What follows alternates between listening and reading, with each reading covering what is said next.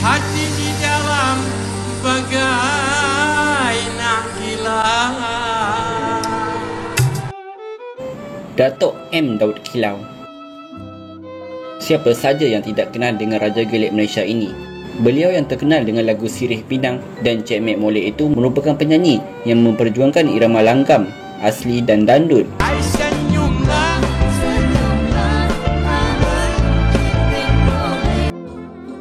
Datuk Muhammad Daud Kilau atau lebih dikenali dengan nama M. Daud Kilau itu dilahirkan pada 10 Julai 1938 di Sungai Ular, Bagan Datoh, Perak. M. Daud Kilau merupakan anak bongsu daripada 10 orang adik-beradik.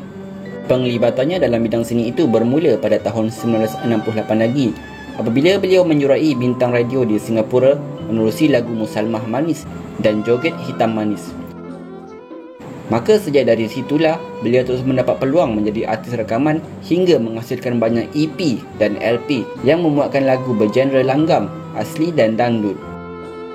Sepanjang penglibatannya dalam bidang seni itu, beliau telah menghasilkan lebih kurang 23 buah album rakaman termasuk album kompilasi bersama artis lain. Disebabkan bakat dan kemajuan suaranya dalam bidang nyanyian itu, beliau berjaya memenangi beberapa anugerah dan pencapaian seperti Johan Bintang Radio 1968, penyanyi lelaki popular Papita 1979 dan Johan Pesta Dendang Rakyat 1985. Bagi menghargai jasanya dalam dunia seni, beliau telah dikurniakan darjah Datuk Paduka Mahkota Perak DPMP oleh Sultan Perak pada 1991 yang membawa gelaran Datuk.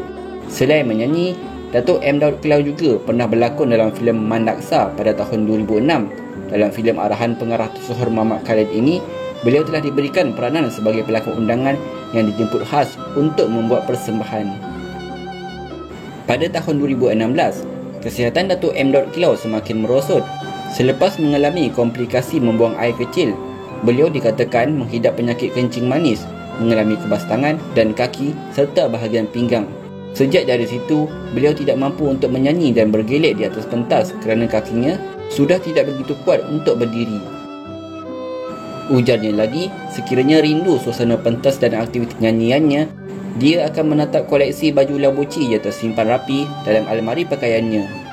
Oleh kerana faktor kesihatan yang tidak mengizinkannya untuk bergaya aktif, kini dia banyak menumpukan masa untuk diri sendiri dan beristirahat di rumah.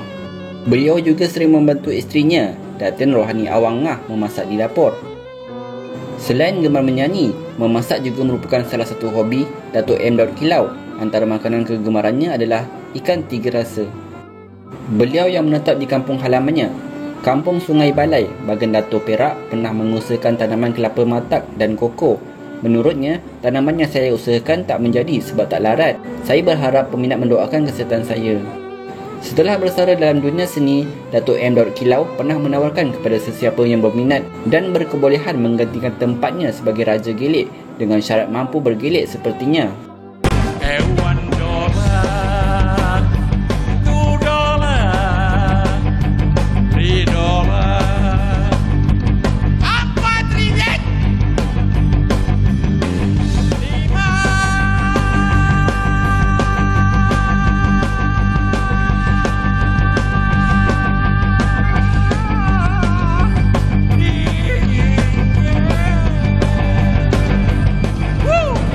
Beliau turut menawarkan koleksi baju yang pernah digunakannya semasa membuat persembahan pentas secara percuma dan diberikan terus kepada individu yang sedia menggantikan tempatnya sebagai penghibur. Menurutnya, beliau mempunyai koleksi 99 helai baju persembahan pentas dalam simpanannya sepanjang bergelar artis yang menampilkan kelainan terutama menerusi pakaiannya. Bagaimanapun, beliau menetapkan syarat penggantinya perlu berupaya meniru gayanya bergelik di pentas. Katanya, beliau sayangkan koleksi bajunya itu, malah pernah menolak tawaran pihak yang mahu menyewakannya kerana tidak mahu memberikannya kepada sembarangan orang.